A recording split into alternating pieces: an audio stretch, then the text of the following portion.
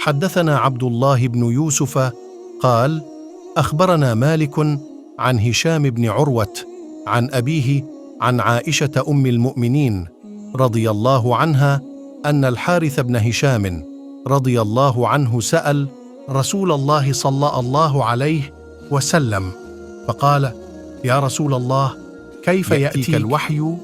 فقال رسول الله صلى الله عليه وسلم: أحيانا يأتيني مثل صلصلة الجرس وهو أشده علي فيفصم عني، وقد وعيت عنه ما قال، وأحيانا يتمثل لي الملك رجلا فيكلمني فأعي ما يقول.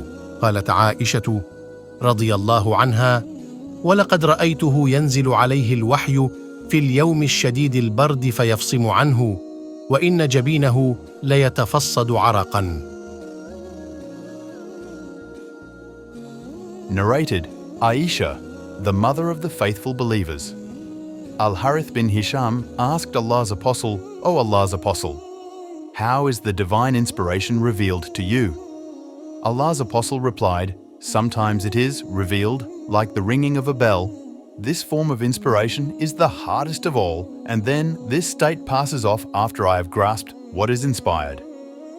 Sometimes the angel comes in the form of a man and talks to me, and I grasp whatever he says.